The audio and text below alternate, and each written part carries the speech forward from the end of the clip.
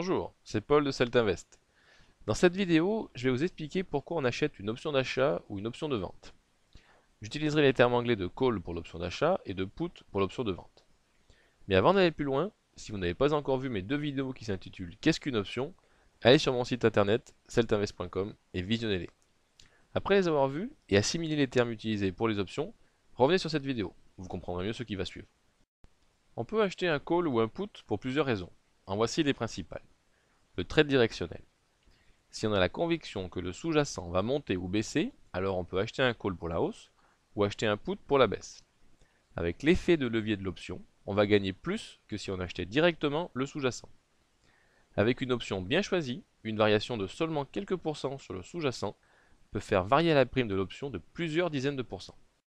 La hausse de la volatilité. Si on a la conviction que la volatilité implicite du sous-jacent va augmenter, il est judicieux d'acheter une option. En effet, même si le prix du sous-jacent ne bouge pas, mais que sa volatilité implicite augmente, le montant de la prime du call ou du put va augmenter. Si on a acheté une option et que le sous-jacent part dans le bon sens, et qu'en plus sa volatilité implicite augmente, on gagne sur les deux tableaux. Protéger une position. Si on possède des actions en portefeuille, on va acheter un put pour se protéger contre une baisse éventuelle de celle-ci. Et si on est en vente à découvert sur un titre, on va acheter un call pour se protéger d'une hausse éventuelle. Et enfin, gérer son risque. Acheter une option permet de savoir à l'avance le risque encouru. Quoi qu'il arrive sur le sous-jacent, en achetant une option, on ne peut jamais perdre plus que le coût de l'option. Quant au gain, il est potentiellement illimité. Alors le meilleur moment pour acheter une option est quand la volatilité est basse. Le but est de cumuler la hausse de la volatilité avec le mouvement directionnel.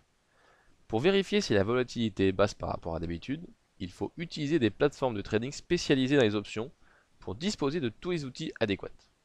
Voici une copie d'écran de la plateforme que j'utilise. Il s'agit de TradeStation. Ici, vous avez la courbe des prix du sous-jacent. Et en dessous, un indicateur sur sa volatilité implicite. Avec cet indicateur, on peut donc voir la volatilité sur plusieurs mois. Ici, on peut constater que la volatilité est basse par rapport à son habitude. On peut donc envisager l'achat d'une option. En revanche, ici, on peut voir que la volatilité est très élevée par rapport à l'habitude. Il vaut donc mieux réfléchir à deux fois avant d'acheter une option. Car si la volatilité revient vers sa moyenne, ce qui est fort probable, vous risquez de perdre de l'argent même si vous aviez raison sur la direction du trade. Avoir identifié sur quel sous-jacent on va acheter une option ne suffit pas. En effet, si on choisit mal son option, on peut avoir raison sur la direction du trade ou la hausse de la volatilité, mais quand même perdre de l'argent. Pour mettre toutes les chances de son côté, il faut également avoir une idée du temps que va mettre votre hypothèse à se réaliser, et donc choisir la bonne échéance pour son option.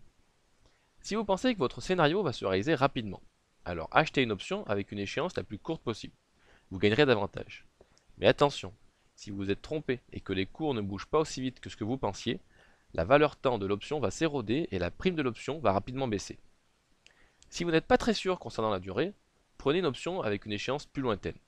Vous allez certes la payer plus cher, mais la perte de la valeur temps aura moins d'impact sur la prime de votre option. Le choix du prix d'exercice a également son importance. Suivez mon conseil si vous voulez optimiser vos chances de gain. Achetez une option à la monnaie ou légèrement dans la monnaie avec un delta compris entre 0,5 et 0,7 pour un call. Pour un put, envisagez d'acheter une option légèrement en dehors de la monnaie, mais ne prenez jamais une option avec un delta inférieur à 0,30. Lorsqu'on achète un put, on envisage une baisse du sous-jacent. Et en général, lorsqu'une action baisse, sa volatilité augmente. C'est pourquoi on peut se permettre d'acheter une option légèrement en dehors de la monnaie. Avec le call, c'est plutôt l'inverse qui se produit. Quand une action monte, sa volatilité a tendance à baisser. C'est pourquoi on va privilégier une option légèrement dans la monnaie pour avoir davantage de valeur intrinsèque dans la prime de l'option. Voilà, maintenant vous savez ce qu'il faut faire et aussi ne pas faire lorsque vous achetez une option. Je terminerai par ce conseil. Si votre plateforme ne vous donne pas les grecs des options ou bien un graphe sur la volatilité implicite, changez-en. Il est impensable de vouloir utiliser des options sans avoir au minimum ce que je vous ai montré. Et n'oubliez pas, Celtinvest peut vous conseiller et vous parrainer pour l'ouverture d'un compte chez des brokers partenaires.